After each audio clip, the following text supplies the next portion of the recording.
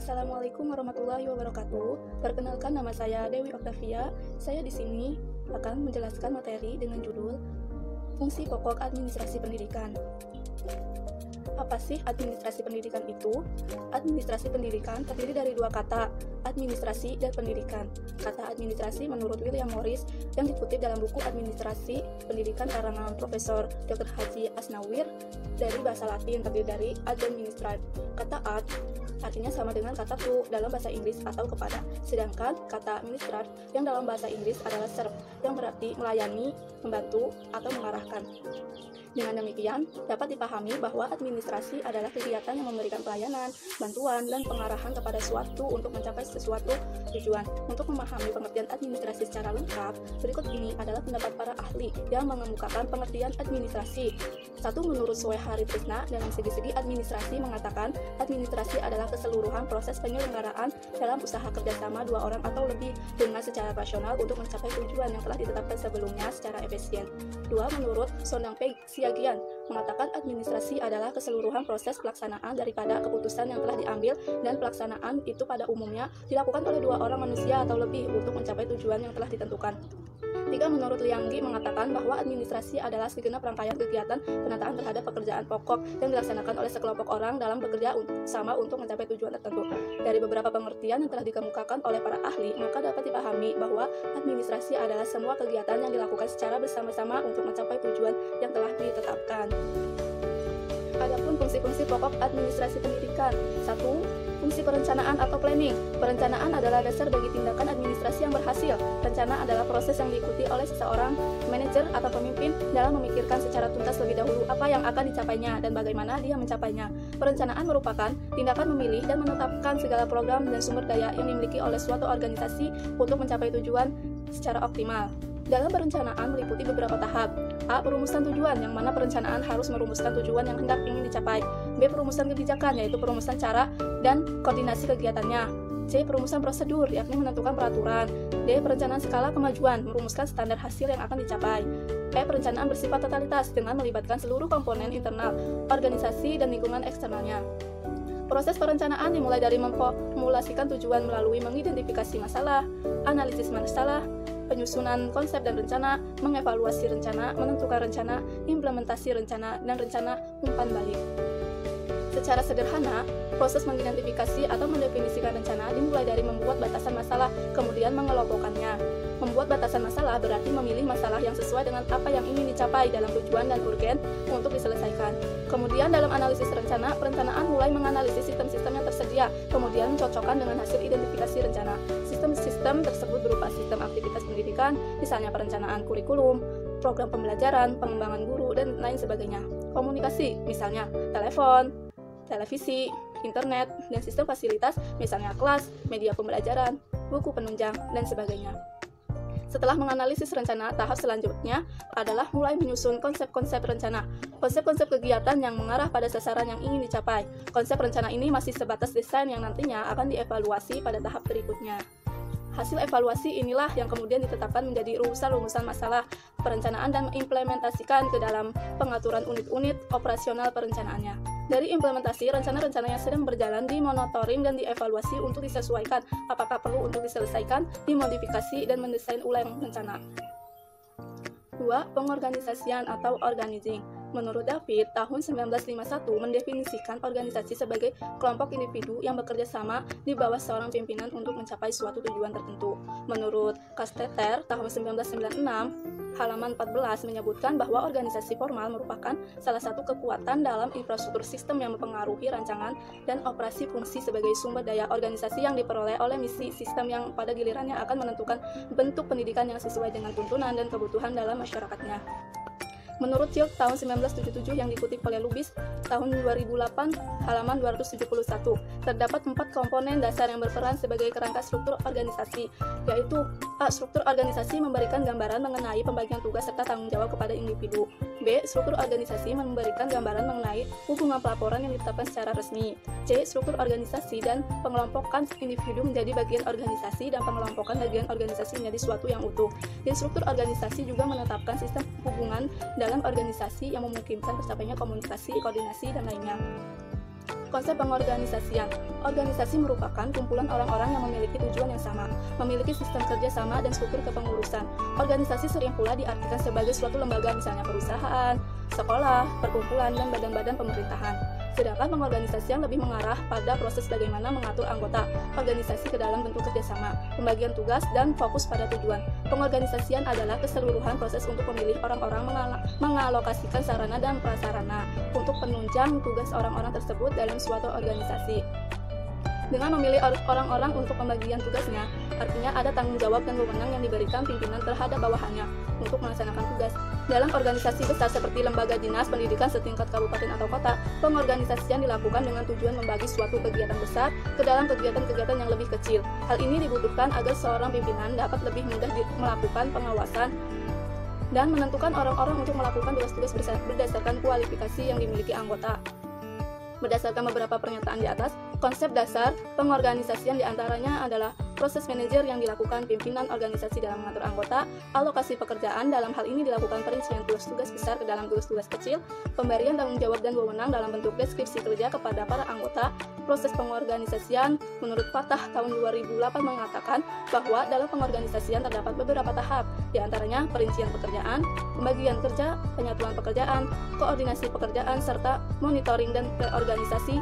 Secara rinci, tahap-tahap tersebut terdiri dari kegiatan-kegiatan berikut. Dalam merinci pekerjaan yang harus dilakukan adalah menentukan tugas-tugas apa yang harus dilakukan untuk mencapai tujuan organisasi, membagi seluruh beban kerja menjadi kegiatan-kegiatan yang dapat dilaksanakan oleh perseorangan atau kelompok dengan memperhatikan kualifikasi dan beban kerja yang proporsional. Penggabungan pekerjaan dengan mengelompokkan tugas-tugas yang saling berkaitan, mengkoordinasikan pekerjaan dengan menetapkan mekanisme kerja agar tidak saling tumpang tindih. Di lingkungan sekolah dasar dengan jumlah personil dan fasilitasnya yang terbatas, struktur organisasi masih sangat sederhana. Sedangkan untuk sekolah besar, struktur organisasinya dapat menampilkan tingkatan-tingkatan dan garis kekuasaan yang lebih kompleks. 3. Fungsi pengkoordinasian koordinatif. Pengkoordinasian menurut Delinggi tahun 1983 halaman 216 merupakan rangkaian aktivitas yang menghubungkan, menyatupadukan dan menyelaraskan orang-orang dan pekerjaan. Sedangkan menurut Oteng Sutisna tahun 1983 halaman 199 merumuskan koordinasi ialah mempersatukan sumbangan-sumbangan dari orang-orang, bahan dan sumber-sumber lain ke arah tercapainya maksud yang telah ditetapkan. Koordinasi dapat diwujudkan dengan menggunakan cara-cara antara lain: A. Konferensi atau pertemuan, B. Pertemuan berkala, C. Pembentukan panitia, D. Pembentukan badan koordinasi, E. Mewawancarai bawahan, F. Memorandum atau instruksi berantai, G. Ada dan tersedianya buku pedoman. Salah satu fungsi pokok administrasi adalah koordinasi. Organisasi tanpa koordinasi sulit kiranya untuk mengatur seluruh rencana dan implementasi rencana kegiatan dalam usaha mengejar tujuan bersama. Hubungan kerja yang telah diatur dalam proses pengorganisasian dipengaruhi agar berfungsi sebagai satu kesatuan melalui kegiatan pengorganisasian. Konsep dasar pengkoordinasian menurut Stoner, pengkoordinasian merupakan salah satu fungsi manajemen untuk melakukan berbagai kegiatan dengan menghubungkan dan menyelaraskan pekerjaan bawahan sehingga terdapat bekerja sama yang terarah. Pengkoordinasian mengandung makna menjaga agar tugas-tugas telah dibagi tidak dikerjakan menurut kehendak pribadi atau masing-masing kelompok, tetapi harus dikerjakan menurut aturan dan dipandu oleh seorang koordinator. Pengkoordinasian tidak selalu menjadi di dalam internal organisasi karena pada kenyataan organisasi selalu menghubungkan dengan masyarakat. Organisasi pendidikan, dalam hal ini sekolah negeri, pertanggungjawaban penyelenggaraan pendidikan selalu dikaitkan dengan kegiatan pelaporan yang berkoordinasi dengan pejabat berwenang di atas kepala sekolah. Menurut Susilo, tahun 2014, koordinasi terdiri dari beberapa tipe, diantaranya 1. Koordinasi vertikal adalah koordinasi antara pimpinan dengan bawahan langsung atau pimpinan dengan atasan. 2. Koordinasi horizontal adalah koordinasi antara unit dengan unit selevel di bawah pimpinan. 3. Koordinasi diagonal adalah koordinasi antara personil yang bekerja pada tingkatan yang berbeda.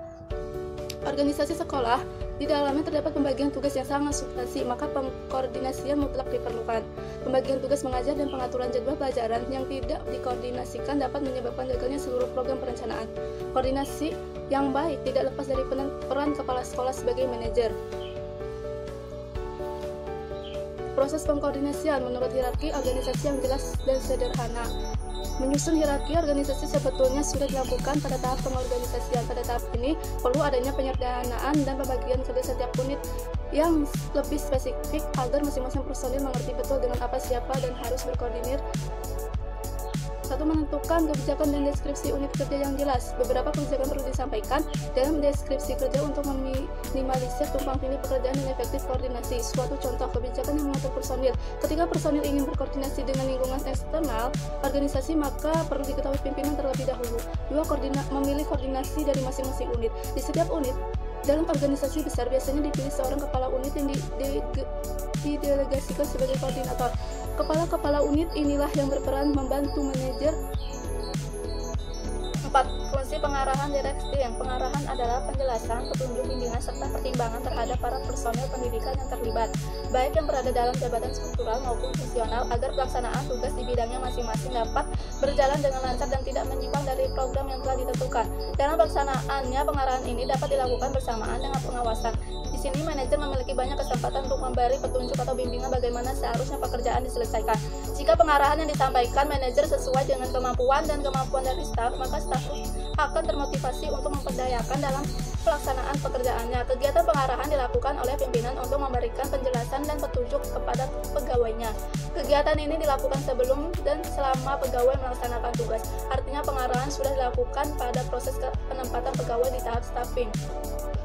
Konsep pengarahan, Stoner mendefinisikan pengarahan adalah fungsi manajemen yang berhubungan dengan usaha memberi bimbingan, saran, perintah-perintah atau instruksi kepada bawahan dalam melaksanakan tugas masing-masing. Unsur pimpinan menjadi yang paling dominan karena pimpinanlah yang menguasai rencana kerja. Kewibawaan pimpinan menjadi sangat penting dalam mempengaruhi bawahannya agar bisa menyikapi secara serius setiap arahan dan instruksi suatu kewajiban dan tanggung jawab. Proses pengarahan. Pemimpin yang menguasai rencana kerja organisasi akan mengarahkan para personilnya untuk berada pada jalur tujuan yang akan dicapai. Proses pengarahan personil dalam hal ini terdiri dari 1. Mengadakan orientasi kerja sebelum bawahan melaksanakan tugas. Dalam tahap ini, seorang manajer memperkenalkan lingkungan kerja, ruangan di mana tempat bawahannya bertugas dan siapa saja rekan kerjanya. 2. Memberi petunjuk teknis mengenai pekerjaan yang akan dilakukan. Petunjuk teknis atau deskripsi kerja setiap personil mungkin berbeda-beda, tetapi pemberian deskripsi kerja sebelum personil melaksanakan tugasnya adalah sangat penting. 5. Fungsi pengawasan atau controlling. Pengertian pengawasan yang lebih sederhana dikemukakan oleh Johan, yaitu sebagai fungsi sistem yang melakukan penyesuaian terhadap rencana, mengusahakan agar penyimpangan tujuan sistem hanya dalam batas-batasan yang dapat ditoleransi. Dengan demikian, dapat ditegaskan bahwa sasaran pengawasan adalah perilaku individu sebagai orang-orang yang memproses lancarnya kegiatan pembelajaran dan tidak terjadi penyimpangan. Pengertian ini mengacu pada 2 hal, yaitu perform personel dalam memproses objek dan hasil pendidikan. Menurut Terry, tahun 2003, halaman 18, ada berbagai cara untuk mengadakan perbaikan termasuk mengubah rencana dan bahkan tujuannya, mengatur kembali tugas-tugas atau mengubah wewenang. Tetapi seluruh perubahan tersebut dilakukan melalui manusiawi. Prinsip-prinsip yang perlu diperhatikan dalam melaksanakan pengawasan menurut Messi, yaitu 1. Tertuju kepada strategi sebagai kunci sasaran.